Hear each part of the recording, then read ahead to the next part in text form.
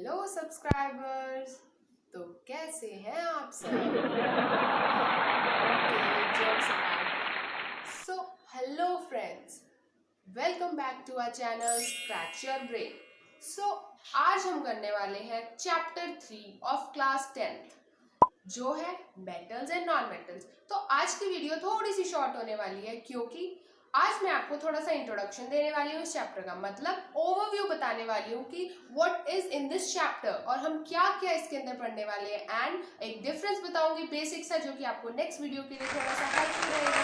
जैसे difference between metals and non metal जो कि हम बचपन से पढ़ते आ रहे हैं, बट वो कंसेप्ट हमें याद नहीं है, तो हमें वो पुरानी चीजों को छोड़कर नया याद करना है। और चलिए स्टार्ट करते हैं वीडियो। सो स्टार्ट करने से पहले चैनल को सब्सक्राइब करना ना भूलें। So basically metals and non metals, इसके नाम से ही आपको पता चल रहा होगा कि हम मेटल्स एंड नॉन मेटल्स के बारे में पढ़ने वाले हैं। अब ये करने से पहले हमें पता होना चाहिए कि ये होते क्या है, इसीलिए सबसे पहले आता है इस चैप्टर का डिफरेंस, कि आपको पता होगा कि मेटल्स और नॉन मेटल्स के बीच में क्या डिफरेंस है, तभी आप इसको कर सकते हैं। क्योंकि भाई जब तक किसी चीज के बारे में पता नहीं होगा तो तुम उसकी प्रॉपर्टीज के बारे में नहीं पता होगा तो तुम आगे उसकी रिएक्शन कैसे करोगे, और इसमें हम भर भर के थोड़े से भर के रिएक्शन करने वाले हैं। फ्रेंड्स के साथ साथ हम इस चैप्टर में इन दोनों की प्रॉपर्टीज के बारे में पढ़ने वाले कि मेटल्स कैसे होते हैं, नॉन मेटल्स कैसे होते हैं, और मैं आपको बता दूंगी आपकी इंफॉर्मेशन के लिए कि एलिमेंट्स क्या होते हैं। और इसके साथ साथ हमें यहाँ पे रिएक्टिविटी का पता चलेगा। Reactivity in the sense chemical properties of metals and non metals, मतलब कि हमारे फिजिकली कैसे दिखते हैं, गोरे दिखते हैं, काले दिखते हैं। Just joking. सो बेसिकली हम पता करेंगे कि इनसे क्या बनाया जा सकता है। गुड कंडक्टर्स होते हैं, बैड कंडक्टर्स होते हैं, मेलेबल होते हैं, डक्टाइल होते हैं, क्या वगैरह वगैरह वगैरह। तो रिएक्टिव ये तो हो गई हमारी फिजिकल प्रॉपर्टीज, बट अब हम पढ़ेंगे उसके बाद नेक्स्ट इस चैप्टर के अंदर रिएक्टिविटी, दैट इज उनकी केमिकल प्रॉपर्टीज, कि वो वाटर के साथ में कैसे रिएक्ट करते हैं, ऑक्सीजन के साथ में कैसे रिएक्ट करते हैं, और बाकी चीजों के साथ में कैसे रिएक्शन करते हैं। ये भी हम इस चैप्टर के अंदर इसमें पढ़ने वाले हैं। नेक्स्ट चीज पढ़ेंगे इस चैप्टर की जो कि मोस्ट इंफिनिटी टाइम्स इंपॉर्टेंट है, that is reactivity series. Reactivity series क्या है? रिएक्टिविटी सीरीज में मैं आपको इसी वीडियो के अंदर लास्ट में आपको रिएक्टिविटी सीरीज याद करवा दूंगी। उसकी एक शॉर्ट ट्रिक है, शॉर्ट ट्रिक भी मैं आपको बता दूंगी। उसके अंदर बेसिकली रिएक्टिविटी सीरीज में क्या है कि भाई अगर हम जब इसको रिएक्शन कर रहे हैं तो कैसे रिएक्शन होगी या नहीं होगी, वो उसकी रिएक्टिविटी पे डिपेंड करेगा। जैसे हमने यहाँ पे कोई भी एलिमेंट्स लिख दिए तो उन एलिमेंट्स की रिएक्टिविटी के अकॉर्डिंगली वो वाटर और ऑक्सीजन या फिर और दूसरी चीजों के साथ में रिएक्ट करेंगे, वही रिएक्टिविटी सीरीज हमें बताएगी। नेक्स्ट इनकी आती है फॉर्मेशन। अब देखो कभी भी तुम्हारे पास एलिमेंट्स होंगे तो वो कैसे बनते हैं ये बात हमें कैसे पता चलेगी। जैसे सोडियम क्लोराइड है, वो बना कैसे भाई, कैसे उन्होंने उन दोनों ने बॉन्ड बनाया, क्यों बनाया, कैसे बनाया, ये फॉर्मेशन भी हम इसी चैप्टर के अंदर पढ़ने वाले हैं। और कि जो इसी से रिलेटेड आयनिक कंपाउंड्स है, आयनिक ही होते हैं ना, Na पॉजिटिव और Cl नेगेटिव, आयनिक कंपाउंड्स जो है उनकी फिजिकल प्रॉपर्टीज भी पढ़ेंगे, और मतलब उनकी केमिकल प्रॉपर्टीज भी पढ़ेंगे। उन्हीं से रिलेटेड उनकी फिजिकल, उनकी केमिकल प्रॉपर्टीज दोनों पढ़ने वाले हैं हम। अगली चीज आती है हमारे पास इस चैप्टर के अंदर आता है ओर्स। ओर्स आपको पता ही है क्या होते हैं, जिनको एक्सट्रैक्ट करके हम प्योरेस्ट फॉर्म में बनाते हैं अर्थ से लेके मिनरल से। ओके, ये होते हैं हमारे ओर्स। तो हम ओर्स को ही एक्सट्रैक्ट करेंगे, एक्सट्रैक्शन के बाद आती है हमारी रिफाइनिंग। रिफाइनिंग ऑफ ओर्स, हम इसी के बारे में इस चैप्टर के अंदर हम पढ़ने वाले हैं कि रिफाइनिंग ऑफ ओर्स क्या होती है। इसमें आता है इलेक्ट्रोलिटिक रिफाइनिंग, ये भी मैं आपको डिटेल में बताऊंगी इस चैप्टर के अंदर, सो दैट आपके लिए क्लियर हो जाए। और याद रखना फ्रेंड्स कि मैं ना बहुत ज्यादा इजी मेथड में आपको बताऊंगी, सो दैट आप लोगों को ना रट्टा मारने की जरूरत ना पड़े, क्योंकि रट्टाफिकेशन आज चल जाएगा, कल चल जाएगा, बस इससे ज्यादा नहीं चल सकता। इसीलिए चीजों को समझना बहुत ज्यादा इंपॉर्टेंट है और मैं कोशिश करूंगी कि आपको इस वीडियो में ज्यादा से ज्यादा समझ में आए। जो भी मैं मेटल्स और नॉन मेटल्स के बारे में आपको बताऊं आपके माइंड में फिट हो जाए, क्योंकि ये जो चैप्टर है ना वो थोड़ा रट्टू तोता टाइप का चैप्टर है। इसमें याद नहीं रहता बच्चों को कौन सी रिएक्शन किसके साथ है। तो जो बेसिक सबसे इंपॉर्टेंट रिएक्शंस हैं जिन पे हमें फोकस करना है वो मैं आपको भी बता दूंगी, और जो कम करनी है मतलब मीडियोकर टाइप की है वो भी मैं आपको बता दूंगी। ठीक है, नेक्स्ट इसके अंदर आती है हमारी कोरोजन। बचपन से पढ़ते आ रहे हैं कोरोजन क्या होती है। कोरोजन जंग लग जाना होता है किसी भी चीज में, क्यों लगता है जंग वो पता होना चाहिए हमें। ठीक है, कोरोजन जो होता है वो हमारा क्या होता है कोरोजन, और इससे कैसे बचा जा सकता है। बचपन में पढ़ते थे, हमने बहुत बार पढ़ लिया। भाई बारिश हो गई, गेट पे जंग लग गया, लोहे का गेट है, अगर आयरन का गेट है उस पर जंग लग जाता है, रस्टिंग हो जाती है या कोरोजन होता है, वो सब क्या चीजें होती हैं इस चैप्टर के अंदर हम पढ़ेंगे और इससे कैसे बचा जा सकता है। सो दैट आप भी घर पे वो करके देख सकते हो। ठीक है, और अभी मैं आपको कराने वाली हूँ जो हमारी रिएक्टिविटी सीरीज है उसको याद करने की शॉर्ट ट्रिक। तो यहाँ पे आती है सबसे इंपॉर्टेंट चीज इस चैप्टर की, जो कि सारी रिएक्शंस का बेस है। अगर ये नहीं पता तुम्हें तो ये चैप्टर नहीं हो सकता। भाई क्यों नहीं हो सकता? क्योंकि जब तक तुम्हें ये नहीं पता होगा कि भाई ये हमारा जो पोटेशियम है ये ज्यादा रिएक्टिव है, कम रिएक्टिव है, ये रिएक्ट कर सकता है कि नहीं कर सकता, तो तब तक क्या तुम घंटा उखाड़ लोगे। केदारनाथ का माली आलू जरा फीके पकाता है, क्यों ही आगे आओ। मतलब जब माली आलू ही फीके पका रहा है तो क्यों आगे आना है। पहली बात तो माली आलू क्यों ही पकाएगा, ठीक है। बट अभी चलते हैं वीडियो पे।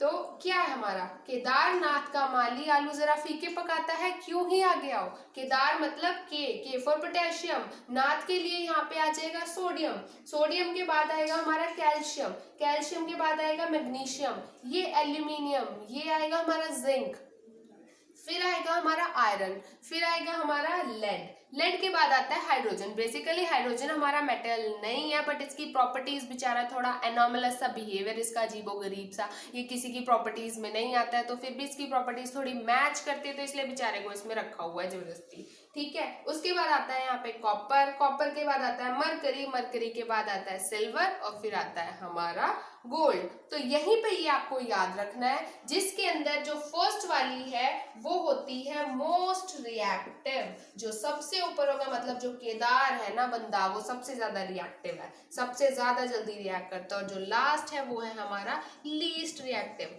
अब बुक्स के अंदर इसको कैसे बनाया हुआ है, इन्होंने ऐसे करके उठा के बनाया है, तो प्लीज डोंट माइंड, क्योंकि यहाँ पे मेरे पास स्पेस कम थी तो मैंने इसको ऐसे बना दिया। बात वही बन रही है, अगर मैं ऊपर से बनाऊंगी तो केदारनाथ का माली आलू जरा फीके पकाता है, मतलब यहाँ से शुरू करके डिक्रीज होता जा रहा है आओ तक। ठीक है, केदार से शुरू हो रहा है सबसे ज्यादा और लास्ट में जा रहा है सबसे कम। Difference between metal and non metal, इस साइड में सारे मेटल्स लिखने वाली हूँ, इस साइड में सारे नॉन मेटल्स लिखने वाली हूँ। आपके लिए मैंने थोड़ा सा इजी कर दिया चैप्टर का, जो मेटल्स नॉन मेटल्स का डिफरेंस है वो सम अप करके दे दिया। बेसिकली उसकी जो फिजिकल प्रॉपर्टीज है वो सारी मैंने यहाँ पे नोट डाउन कर दिया, सो दैट आपको इजी रहे।